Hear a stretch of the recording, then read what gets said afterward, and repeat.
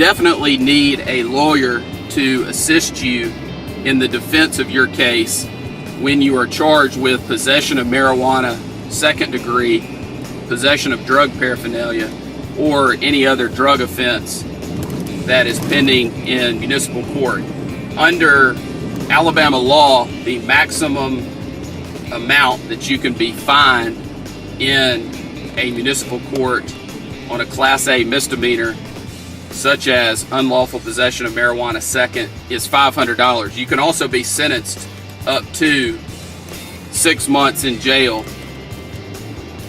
The issue with a conviction for possession of marijuana second degree is usually, for most people, related to the driver's license aspect. And your driver's license under the Code of Alabama will be suspended for 6 months if you are convicted of possession of marijuana second degree. The collateral consequences of a conviction for possession of marijuana second degree in a municipal court, those are very severe as well.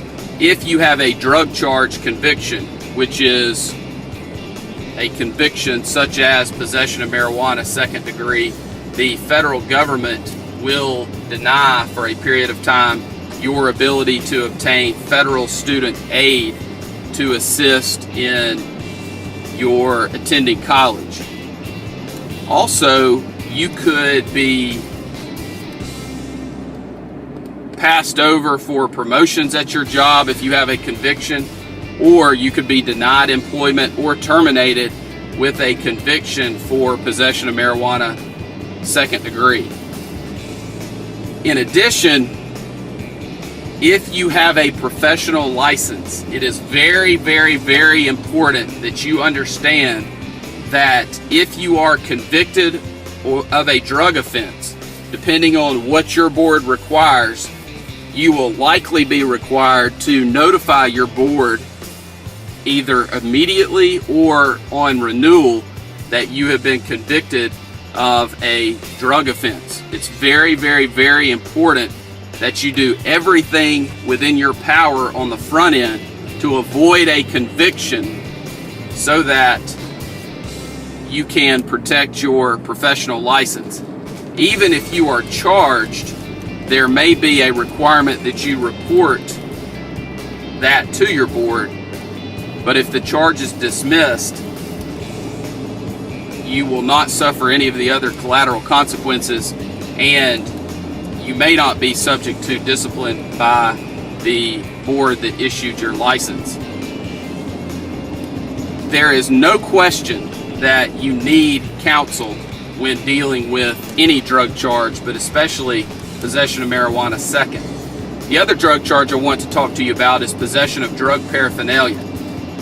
On any traffic stop or any encounter with the police, if they find something that could be construed to be used to make or cultivate or use any type of drug, they can charge you with possession of drug paraphernalia. If you look at Alabama Code Section 13A-12-260, it lays out about 15 ways that an item can be used in a way that would constitute drug paraphernalia. In addition, it goes through a list of items that I will not go over with you here.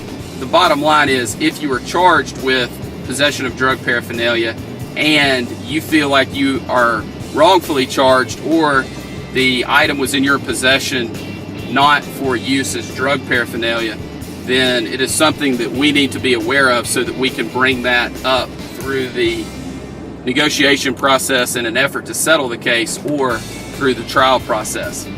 It's important for you to understand that there are multiple options on resolving drug cases that help you to avoid a conviction. That is the goal in every single drug case, is to avoid a conviction for the charged offense. It is important that you have competent legal counsel who has handled thousands of Alabama criminal cases and who has the experience and the knowledge necessary to get you the best result possible on your case. We are members of the Alabama Criminal Defense Lawyers Association, the National Association of Criminal Defense Lawyers. I am also a member of the Texas Criminal Defense Lawyers Association.